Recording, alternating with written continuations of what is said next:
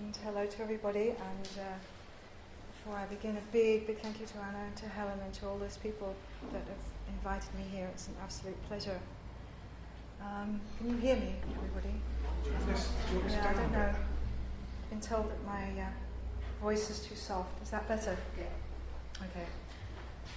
All right. First slide. It's a quote that I think you'll see the relevance of in a little while.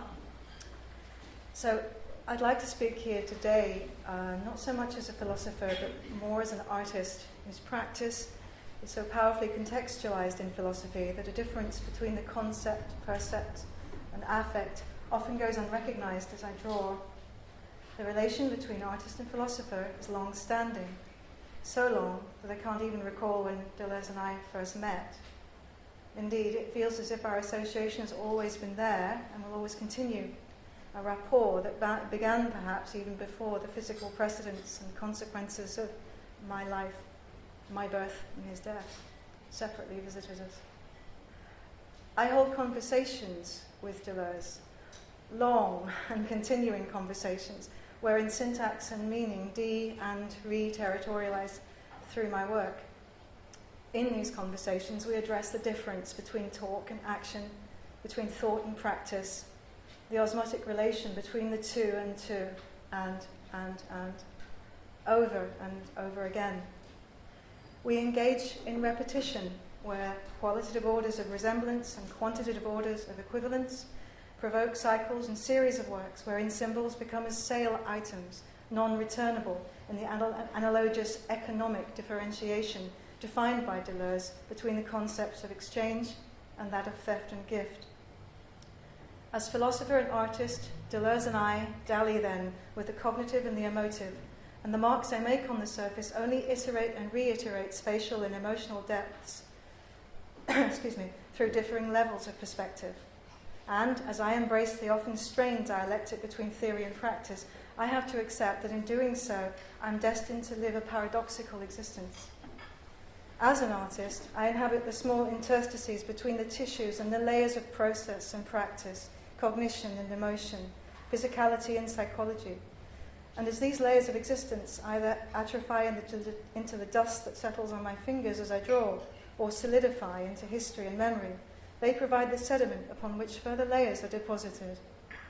Deleuze concerns himself with the elusiveness, the frailness of identity, as do I, for identity is frail, is divergent, is decentered, and my identity as an artist draws on my thoughts that draw on his.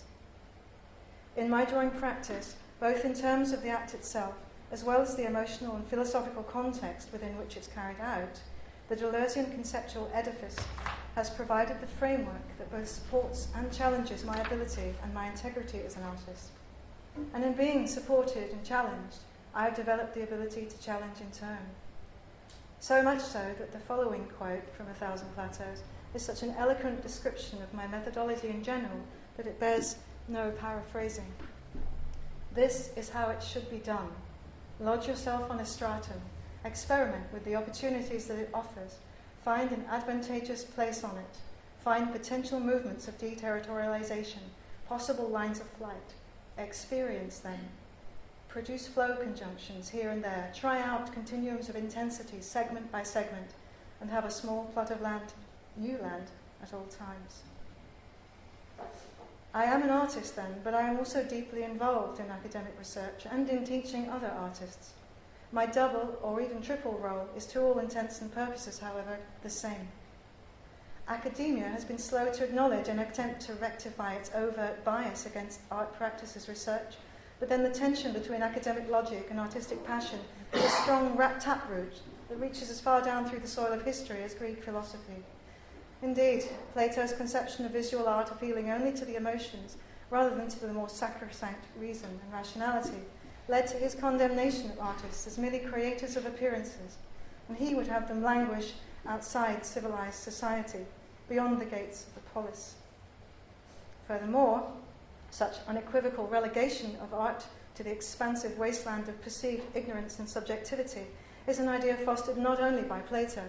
Further up the academic root system, although perhaps springing from a different agenda, Even John Ruskin, himself an artist, critic, author of Elements of Drawing, suggests that the artist has no justifiable place in academia, maintaining that the whole function of the artist in the world is to be a seeing, feeling creature. It's not his business either to think, to judge, to argue, or to know. They are for other men. Deleuze, however, argues on the defensive, although admittedly not so much for the artist in person, but rather, and at least, for the creative act. Deleuze maintains that where the act appeals to cognition, it moves towards figuration, representation, but where the act appeals to sensation, towards feeling, it moves figuration through representation towards an essence of the subject and reveals the true figure, the true resemblance. This clearly challenges the idea of the artist as simply a reproducer of appearances. Deleuze understands, then, the artist's trust in passion over cognition. In my own creative process, logic is always superseded by artistic nuance. For example, in my current project, which I will be showing some work in a bit, don't worry, science and art maintain an ambivalent yet necessary relation as logical progression is inevitably interrupted by the vagaries of practice and the interrelation between thought, feeling, and action. So, I feel my way when drawing. And since exploring the concept extensively in my PhD, I've come to understand practice as itself a research method. With respect to this, and in crucial relation to the actual drawing act, the act of reflection in terms of both its verbal suffixes, that is through process, reflection with an X, and after the fact, reflection with a T, has become the core of my practice. My work is contextualized in philosophy, although Deleuze tells me that philosophy is not reflection at all. Indeed, with Guattari, he labours the point in their collaborative text, What is Philosophy?, to the extent that such an idea is deemed at best inconsequential, given that it's always possible to reflect without the need for any philosophical framework.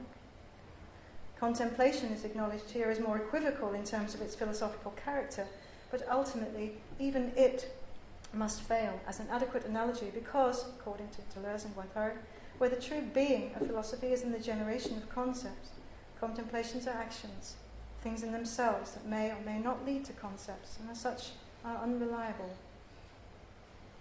A bit like artists, really. As an artist, then, I must find my place in the crowd that has often obstructed my clear view of the philosopher. A clear view allows me to enter the gates of the polis and challenge as I would be challenged. In the crowd that follows and surrounds Deleuze, each individual must understand him in their own way, but the crowd itself, as a single body, creates a coagulation of understanding which, when explicated, becomes fossilized. I am not the crowd, and neither can I follow, as there are too many, very many, who stand taller and run faster than me. So I take a circuitous route that is guided by the creative act, and there I use the concepts in order to generate them.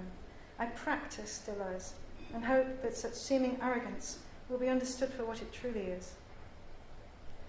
Philosophy for me, in generating form in the shape of concepts, is itself a practice that is therefore at least parallel to that of visual art, where the latter creates the illusion of three-dimensional form through the manipulation of shape on a two-dimensional surface. It's important, therefore, that I continue to develop a working relationship with philosophy rather than simply acknowledging its presence from an intellectual distance.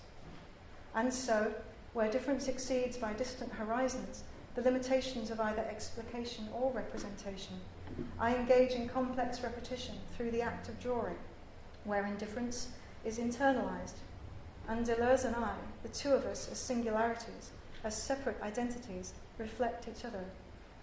But the reflecting mirror is not all it seems, and there must be more to the relation between Deleuze and I, between theory and practice, than mutual compatibility. It's only when reflection gives rise to resemblance that art rises above practice. If pressed, then, I would describe my relation with Deleuze as one of conceptual orienteering, and that beyond familiarity and accord, it defines my creative practice.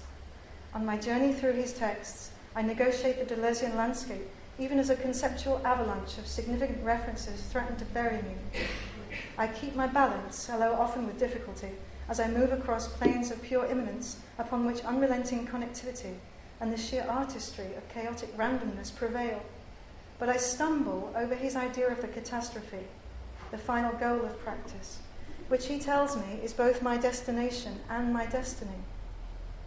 Irony here is the root that precipitates my fall. Irony, lying just beneath the surface, is the rhizome that connects me to the Deleuzean catastrophe in its emphasis on the fact that were it not for my practice as an artist, this cataclysmic notion might convince the philosopher in me. Irony, therefore, as befits its character, plays a double role and associates the artist and the philosopher at the same time as it disassociates us. For me, the constant irony of the art process itself rests in the idea that the masterpiece can really only exist at the expense of the master, such that, once lost in practice, allowing oneself to find oneself is impossible to reconcile with the need to create, which is all about the search. My recent book, just to shamelessly plug it, Narrating the Catastrophe, focuses on this crisis of identity at the very core of creative practice. And in amongst the pages, around the edges of this crisis, I've raised my artist's voice in order to raise in turn my objections to a philosopher's presumed dominion over the understanding of the nuances of visual practice. My point of departure is the point at which philosophy and art become in mutual relation through the medium of practice itself, such that philosophical concepts and art forms are interchangeable and well met on the same plane of becoming. My objections are premised on the practical dilemma that I see as inherent in the catastrophe theory, and in the dialogue that ensues in Narrating the Catastrophe between Deleuze, Ricoeur, and myself, we discuss the logic of sensation, a logic that Deleuze, in familiar fashion, himself acknowledges as paradoxically irrational. Beyond logic, then, in my current project, called Osmosis, We Are a Long Way from Eden, I am exploring the irrational. I am exploring beyond the irrational, so far perhaps that the irrational begins to become rational once again. So, I'd like to use the rest of this talk to explain. I don't know if you want to put one of the lights out. I don't know if it would work. Is that better, yeah? To explain as much as I can with words the current project that I'm working on, as a way of expressing how my relationship with Deleuze has become so fundamental in terms of my creative practice as an artist. The project has its roots, creative roots, in my enduring passion for drawing the human form, a passion that has survived through years of precise and cognitively based study of human anatomy. My approach now to the body and to the psyche is exploratory, less concerned with how form is actually constructed than with how it can be deconstructed, how it can be hurt, damaged, transformed, both physically and emotionally. I focus then on the body's inherent fallibilities and weaknesses, and I aim to create images that oscillate between the body's objectification as a harmonious but often fragile structure and its subjectification as a particularity. I interpret the body's humanity through my own physical, emotional, and expressive affinity, and I understand my work overall as a complex form of disfiguration, each drawing being a Deleuzean assemblage that pervades the conceptual space between what is considered non-figurative and figuration. Because, as Deleuze says, in assemblages you find states of things, bodies, various combinations of bodies, hodgepodges, but you also find utterances, modes of expression, and whole regimes of signs. So I'm constantly searching for the true resemblance beyond representation, Deleuze's interpretation of Alpode's body without organs, or the figure beyond figuration. And with due respect to Leonardo da Vinci, his quote, "A figure is not praiseworthy if it doesn't have the action which expresses the feeling of its spirit," has been scribbled on the wall of every studio I've ever worked in. As an independent research trajectory, the Osmosis project has its basis in a perpetually evolving overall project that is disfiguration, a profound philosophical and emotional exploration of the human organism, including its psyche. This has been an ongoing process since the completion of my doctorate. I'm deeply interested in exploring through my practice how human anatomy, along with the emotion that it embodies, is affected by physical damage and disease. This passion, maybe obsession, together with an equal passion for plants and an understanding of botany, has become the catalyst for the development of Osmosis. It is fundamentally interdisciplinary, an experimental project where philosophy, science, and art shake off academic solidity. They become fluid and mutually influential within a self-generating and regenerating process that's perpetuated in creative drawing. Since Hippocrates, medicine has been considered as both art and science, and the Osmosis project is characterized in an intensive engagement through contemporary drawing practice with both sides of this dichotomy in order to address fundamental issues concerned with pathology and treatment of disease. The primary aim is to provoke and express through drawing alternative ways of thinking about ethnobotanical or human-plant relations with reference to biomedical practices, where the latter are concerned with understanding disease pathology in terms of etiology, pathogenesis, morphologic changes, and clinical manifestations. The role of phytochemicals in drug development for particular diseases, phytotherapeutic, clinical, and surgical intervention, the physical and emotional consequences of aging and genetic modification will all be addressed through drawing practice within a creative juxtaposition of the physical structure of reality and the conceptual structure of interdependent relationships. In scientific terms, osmosis defines the physical process in which solvent molecules move through a semi-permeable membrane that separates two solutions of differing concentrations. In biological systems, where the solvent is invariably water, osmosis serves to equalize these solute concentrations. Based, therefore, on this explanation, drawing practice is here understood as a fluid process that flows through the membrane that represents our conventional understanding of human-plant biomedical relation in terms of disease pathology. Osmotic pressure, recently defined, I've discovered in botanical terms as water potential, is a term used to define the measure of energy necessary to precipitate osmosis, and as such, it extends the analogy to provide for the structural character of the project as a whole. The drawings become the vehicles for the process and the dissemination of the research through the definition of new equilibriums, which in turn both embody and engender alternative understandings.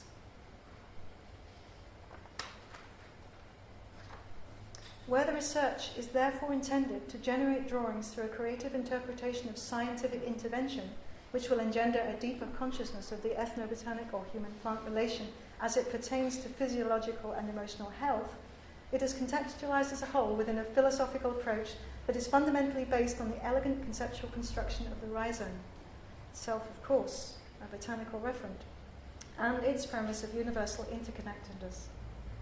With deference to the rhizome, then, the primary goal is not to provide definitive answers, but rather to adhere to the principles of the rhizome, which prioritize connection and heterogeneity, multiplicity, as signifying rupture, cartography, and decalcomania, in order to visually explore the relevant themes in a way that will open up new levels of understanding and lead to further questions. For Deleuze, the hysterical character of the art process itself derives from a perpetual temporal dance that's oscillating between a beforehand and an afterward, and which eventually, in instigating its own catastrophe, provides the conditions for the emergence of the true figure through sensation. The figure here being, as I said earlier, the Deleuzian paradigm of Antonin Artaud's infamous body without organs. The body without organs is, by its very nature, at the same time both dependent and yet independent of its own physicality or form. Free, then, of the constraints of surface resemblance, it therefore assumes a more profound resemblance as a virtual body, powerful, non-organic vitality, inclusive of the mind, and as such it traverses the physical, organic, biological body. We meet the body without organs on the same plane, only once we ourselves are free enough of cognitive restraint to begin to understand the double paradox that it relies upon for its very existence. To understand the body without organs is to create it through such understanding, and further, it is to understand the freedom that understanding the body without organs provides. If we follow the dance, we can begin to understand the diverse nature of the body without organs through an engagement with the randomness and the diversity of an oscillation driven by the kinetic energy of random motion, essential in the natural process of osmosis. Thus, being a virtual body and therefore ambivalent in terms of consistent form, the body without organs becomes a fundamental actor in the theatre of the Osmosis project, where nature defers to art and drawing practice inhabits the space between ethnobotany and biomedical science, and where human-plant relations become mutable and indefined. The transient, ephemeral body that is the body without organs here becomes the phenomena that pervades the research process as a whole, and its presence underlies the way in which the project presents a clear relation to, if not a progression from, Narrating the Catastrophe. It is indeed the creative catastrophe, pregnant with rhythm, that gives birth to the body without organs, but it is not the catastrophe itself, nor the question as to whether the artist can survive it, that is the focus of attention this time. The focus here is the catastrophe's progeny. The seed of Osmosis has been a long time in the gestation, but finally the radical is pushed through the protective shield of the tester and into the rhizosphere of practice. This new primary shoot has been growing vigorously as I have developed the initial concept, and indeed there are now offshoots or tangents which spring from the rhizome and sustain the project as a whole whilst ensuring its continued generation.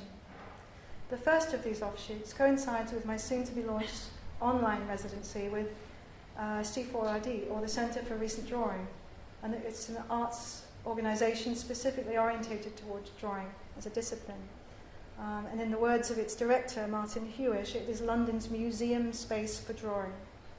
And since 2004, it's built up an international community of artists who use drawing as a core part of their practice. The centre hosts on-site artist residencies, provides an independent, non-commercial public gallery space, has continuous exhibitions, but also it maintains a very strong online profile, and the online residency program is a core part of that.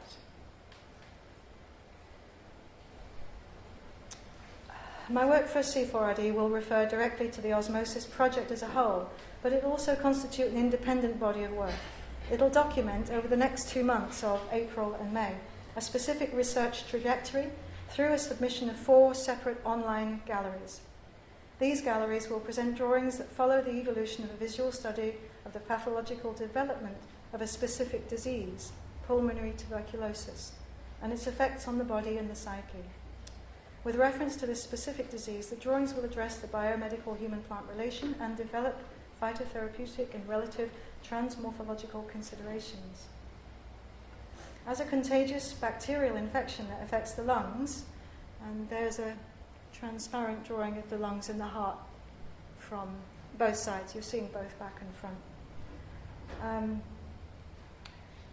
The suffering that is engendered by TB and its further effects led Deleuze himself to his fatal defenestration in 1995. This particular disease would therefore seem an achingly appropriate example of deformation and misrepresentation of healthy anatomy with which to introduce the Osmosis project. Deleuze suffered from violent asthma, and the first major manifestation of TB occurred in 1968, as I'm sure you are all aware. At the beginning, he tells us through the transcripts of his famous conversations with Claire Poinet, he experienced it as an illness that without pain and being curable seemed hardly an illness at all. Later, however, he describes his sense of how TB causes the body to dissipate, to become transparent, and he defines in graphic detail an embodied experience of a body turning to phlegm and mucus and sputum and finally blood, and of air, the need for better air. Susan Sontag points out how tuberculosis is problematically encumbered by the trappings of the metaphor and is indeed a disease apt to strike the hypersensitive, the talented and or the passionate. She refers here primarily to the 19th century discourse where consumption and white plague became colloquial terms for tuberculosis, reflecting the wasting effect of the disease. TB causes a reduction of silica in the bones and the pale, ghost-like complexion.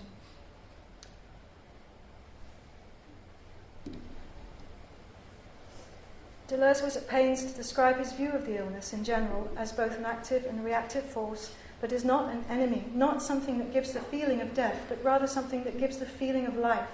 Illness sharpens a kind of vision of life. However, in the same conversations, he also acknowledged that, considering my actual state, it's a little bit as if I were already gone. This seems to reflect his ambivalence towards his chronic situation, as well as his concept of the body as a perpetually self-differing, self-creating assemblage of processes affecting and being affected by other bodies it encounters. In the Osmosis project, these other bodies are plants. So, some of the drawings you'll see here, and I'll go through them, will feature in the C4RD residency. And through a self-generating, layering process of visual notations, sketches, and more fully worked examples, they are intended to embody the Deleuzean concepts of disarticulation and stratification, characterizing the potentiality for endless distortion and transformation that is inherent in drawing practice itself, while at the same time referencing these concepts in terms of both actual and conceptual human-plant relations.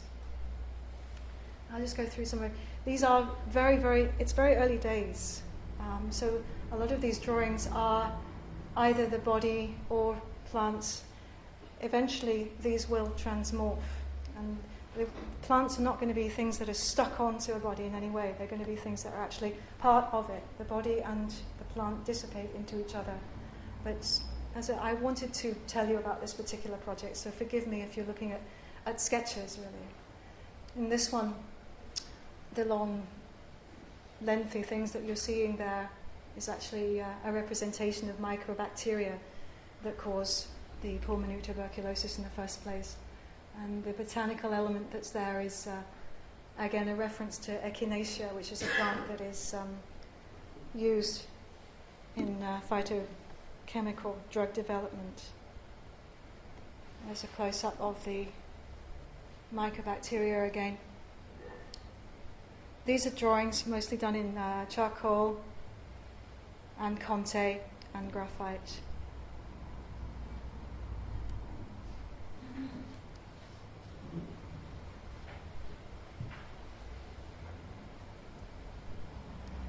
This is a close-up of the one that you saw earlier of the young lad.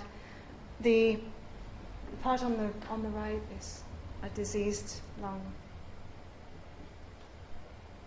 Clearly, it's not meant to be his lung or anybody else's lung, the size of it. And I'm beginning to now sort of merge this into the body as a form, where the lines of the ribs will break open the lung. And again, that's another. This translucence, I work in I do paint, but I like drawing. I specialize in drawing because for me, it's a quicker way. I mean, you can do it with oil painting and glaze on glaze on glaze, which is how I tend to paint. But drawing is a quicker way, and I think for me, a more personal way of getting that translucent feel, that feel of stratification, of layers of work. And it's much easier to create erasures in drawings, which are marks present in their absence. Again, that's the echinacea. Again, very much sketches. Give me another year and I'll bring you there. Hopefully over the 2 months with the galleries, the last gallery online will be drawings that are more fully developed. And because of my commitments to other research projects now, they're going to have to be, again, echinacea.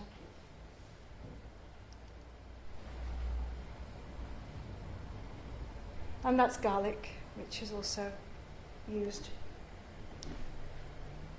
Right, so moving on. That was the first offshoot, if you like, drawing TV.